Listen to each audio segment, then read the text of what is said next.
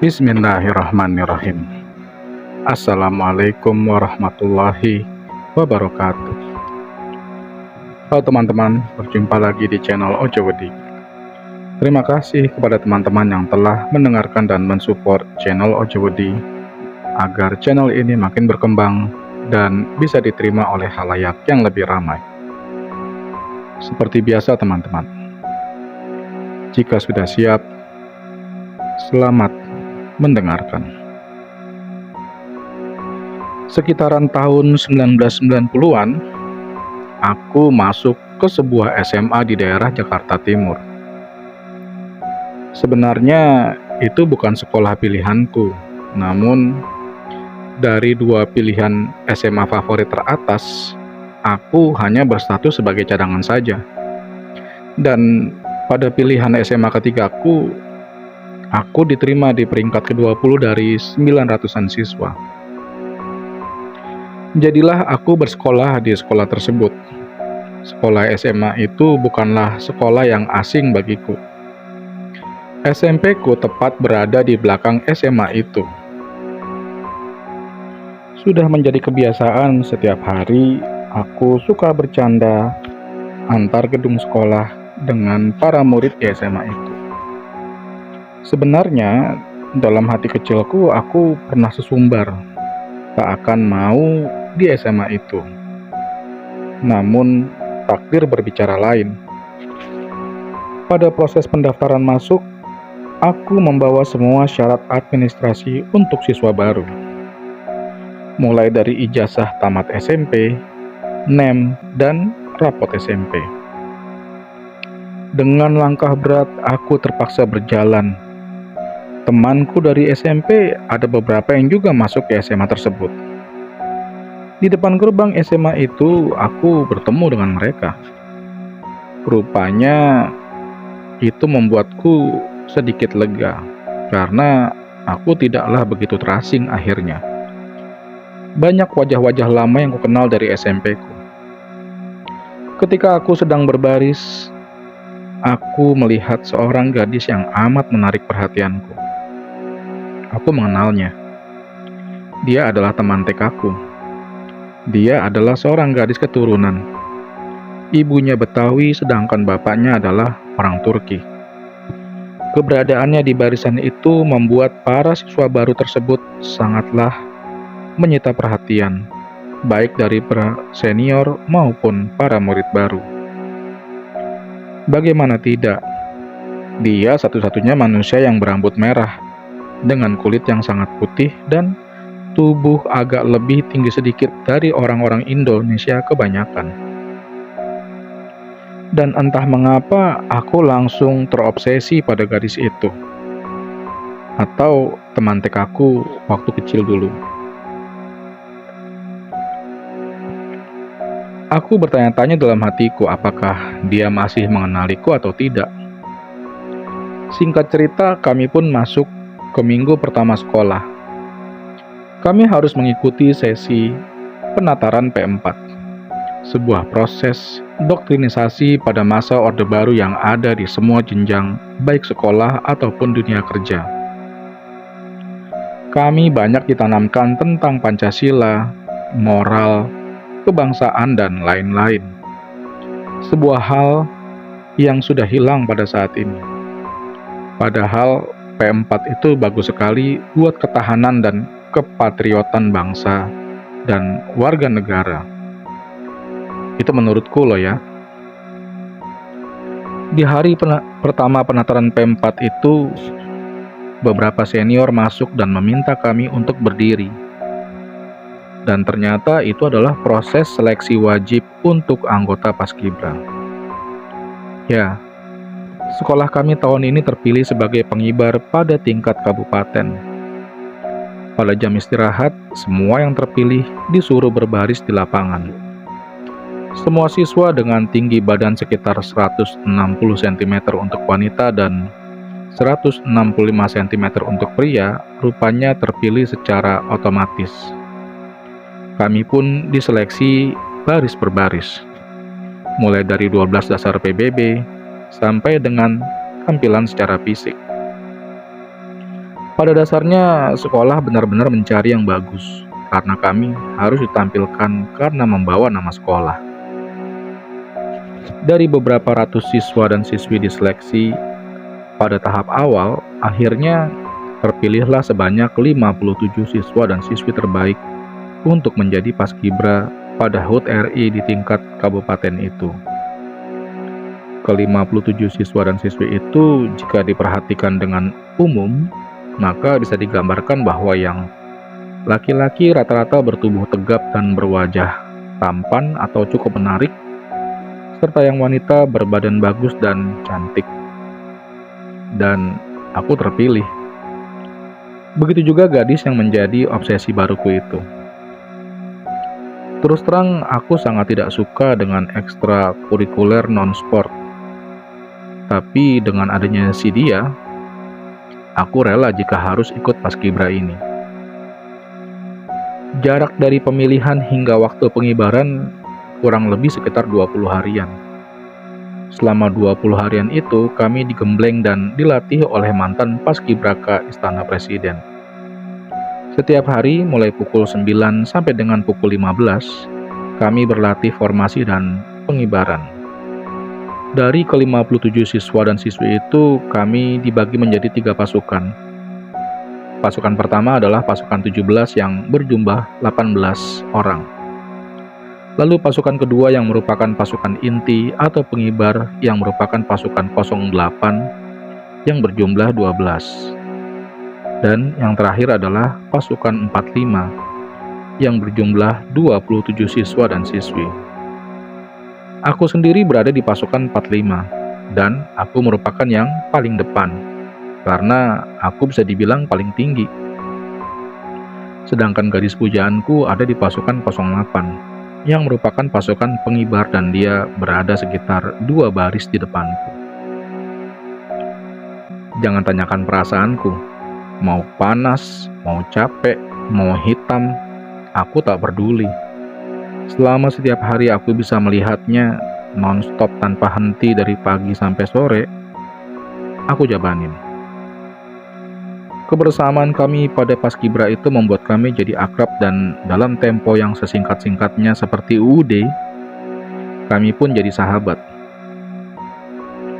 Singkat cerita, kami pun berhasil melakukan pengibaran bendera pada tanggal 17 Agustus itu.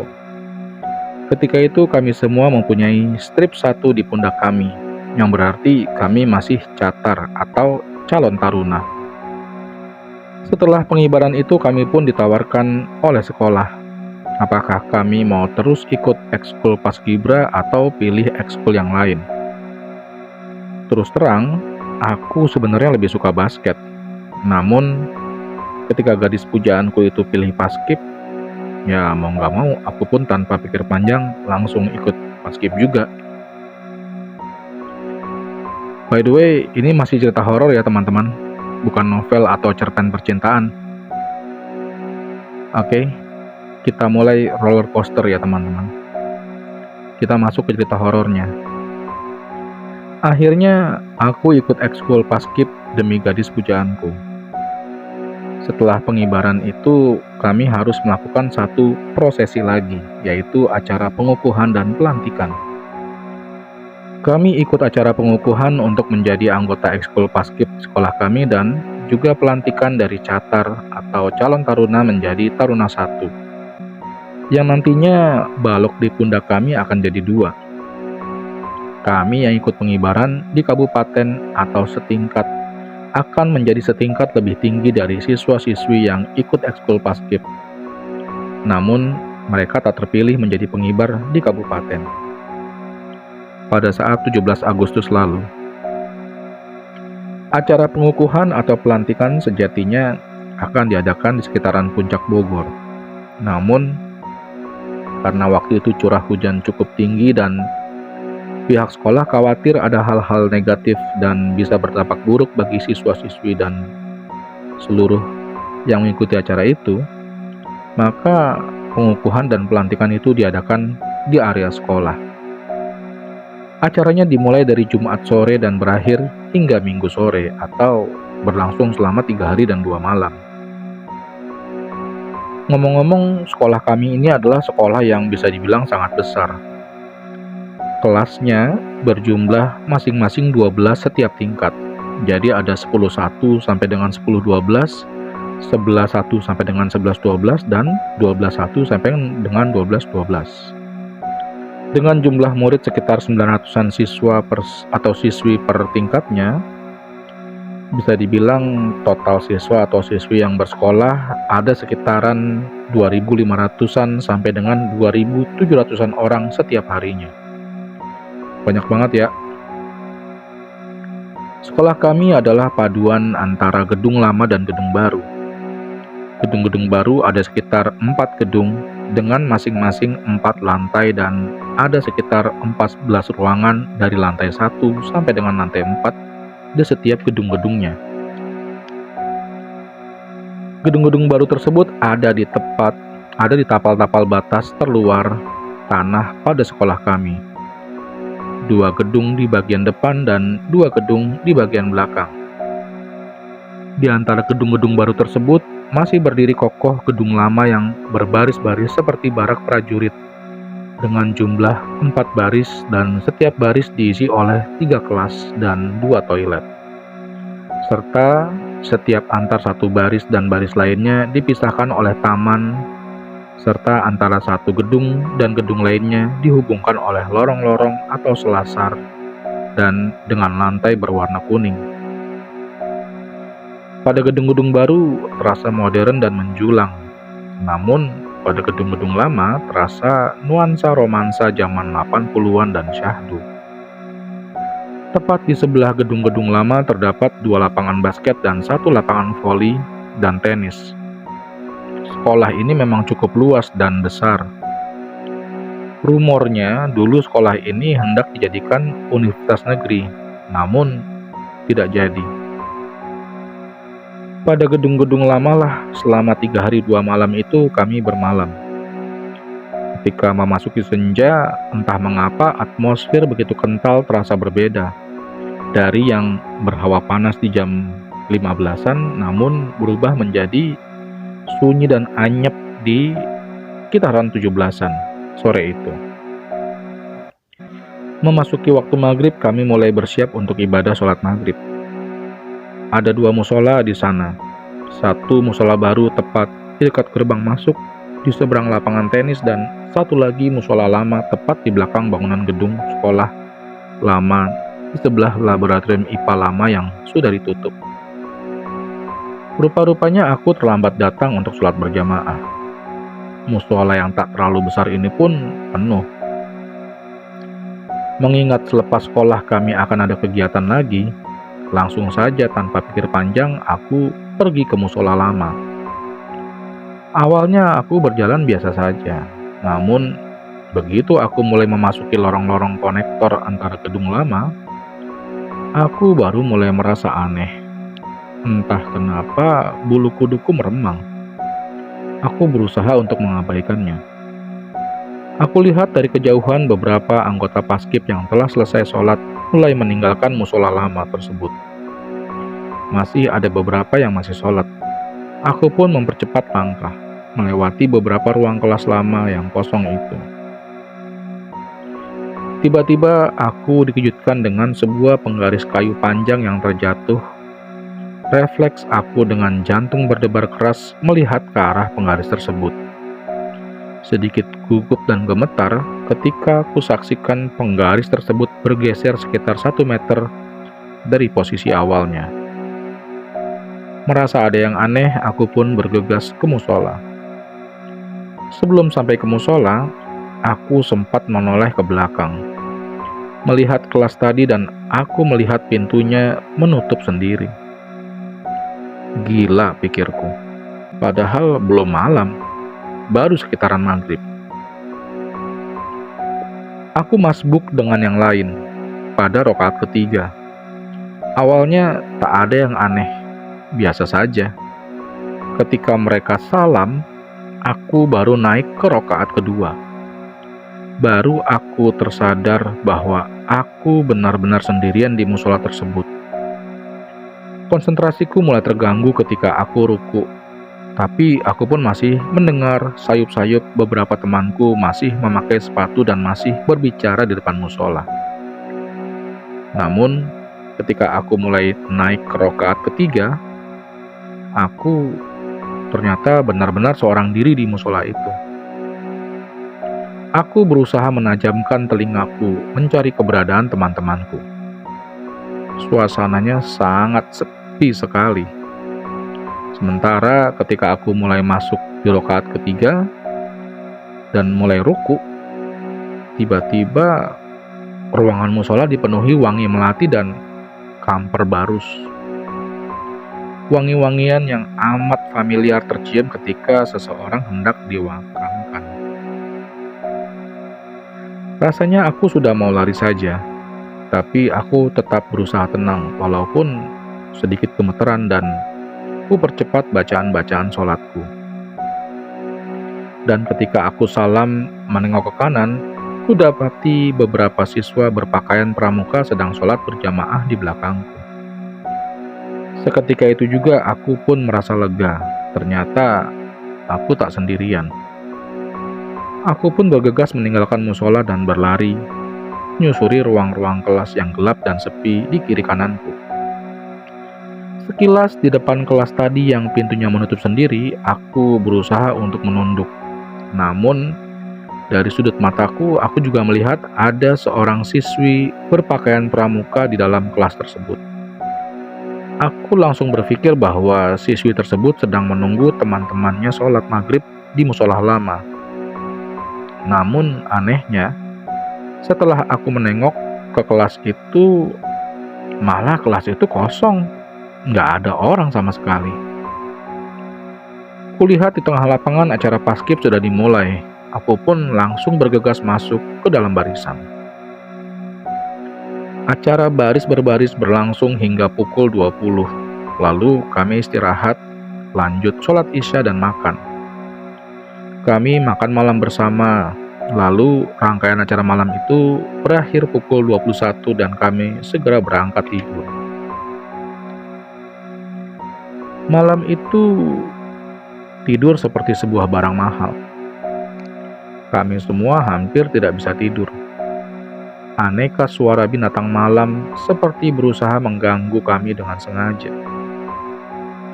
Kelas yang kami gunakan untuk tidur berada di baris paling luar bersebelahan dengan rawa yang belum sempat terbangun. Jadilah suara kodok bersahut-sahutan plus aneka musik konser dari jangkrik yang mau kawin. Dan pelengkapnya suara mendengung yang terbang dekat kepala dan telinga kami.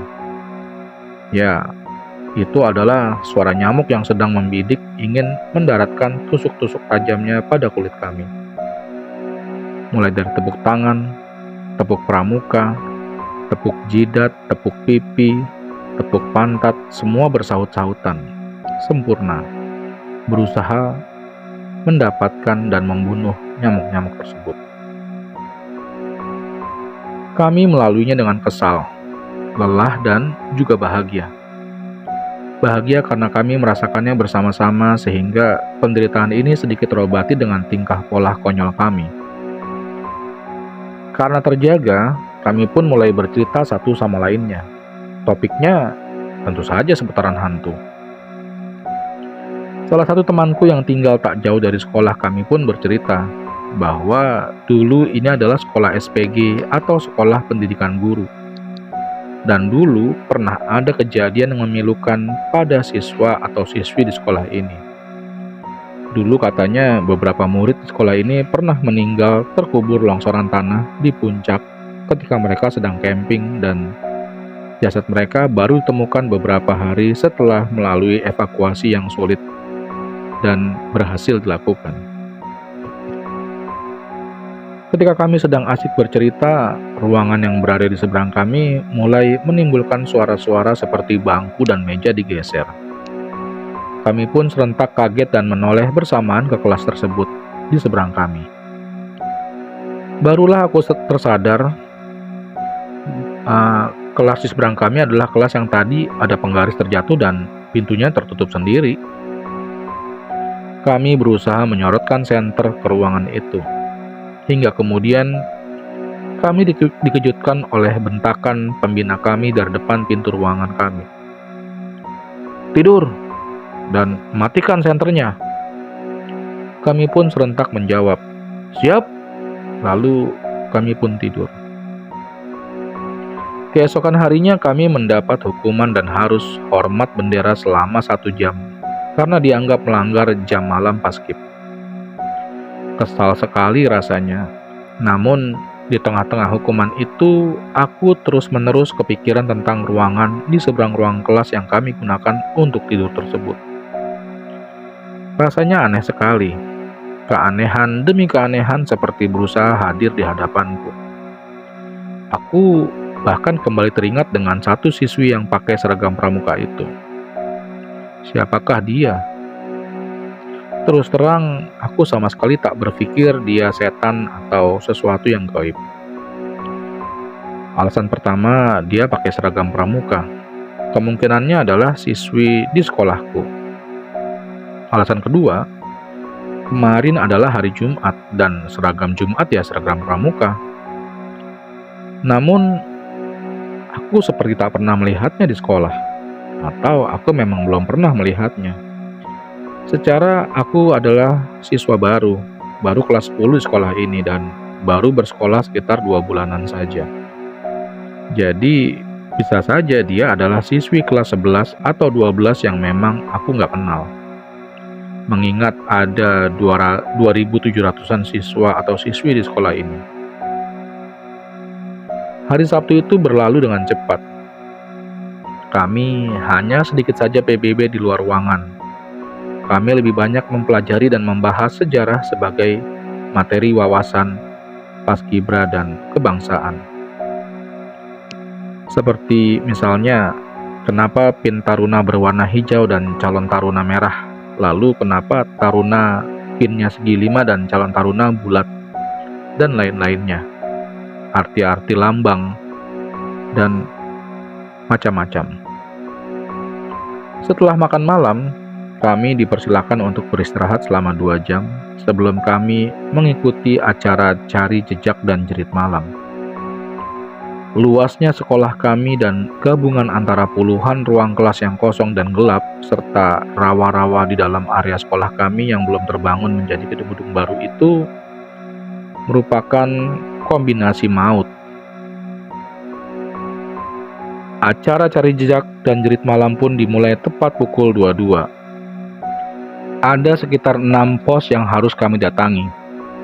Di setiap pos itu, kami akan diberikan tes dan ujian baik fisik maupun tulis untuk menilai kami nanti di akhir acara untuk menentukan apakah kami pantas atau tidak menjadi anggota ekskul paskibra.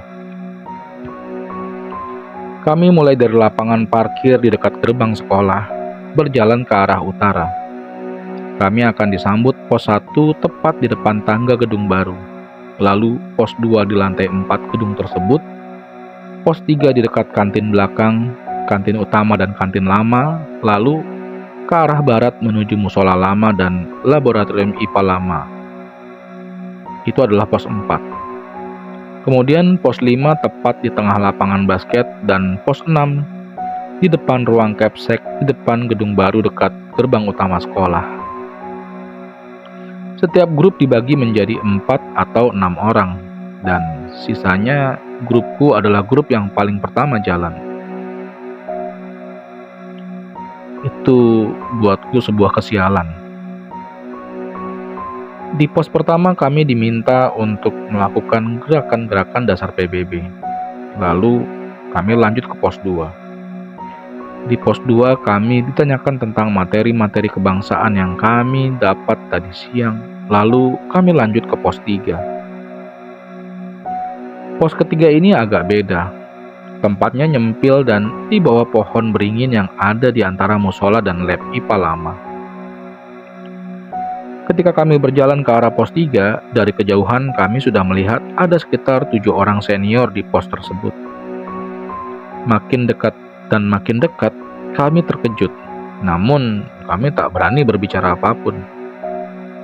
Kenapa? Karena senior kami yang berjumlah 7 orang ini, yang terdiri dari 6 siswa dan 1 siswi ini, rupanya berseragam pramuka. Kami pun berbaris di depan mereka ada sekitar 2 menitan. Sunyi dan senyap. Hanya tatapan dingin dan tanpa ekspresi yang kami dapati. Sementara di pos-pos lain, sebelum kami tiba, kami sudah disambut dengan teriakan dan aneka perintah yang selalu harus kami jawab dengan kata siap. Sejurus kemudian, temanku dan Danton, komandan peleton reguku, izin bertanya. "Izin tanya, Kak, apa tugas kami?" Tak ada jawaban, dan para senior pramuka itu kemudian menunjuk ke arah pos 4, meminta kami untuk melanjutkan perjalanan. Aneh dan lega sih. Kami pun jalan menuju ke pos 4. Kenapa aneh? Karena pos 3 itu tanpa suara sedikit pun. Kenapa lega? Karena melewati pos 3 tanpa tugas dan tanpa hukuman, serta aneka teriakan-teriakan memekakan telinga. Tiba di pos 4, kami diminta mengulang apa yang dilakukan di pos 3. Dengan enteng kami pun menjawab bahwa di pos 3 kami tak melakukan apa-apa. Kami dianggap berbohong lalu dihukum push up 10 kali. Lalu kembali diminta melakukan apa yang kami lakukan di pos 3. Kami pun kembali menjawab tak ada tugas di pos 3, dan lagi kami kembali dihukum push up 10 kali. Setelahnya kami 2 kali lagi diminta hal yang sama, dan 2 kali lagi pula kami push up. Terus terang kami tak tahu menjawab apa karena kami memang tak tahu harus melakukan apa. Curiga dengan gelagat kami, senior di pos 4 lalu bilang, "Kalian tahu, pos 3 itu adalah pos pembantaian.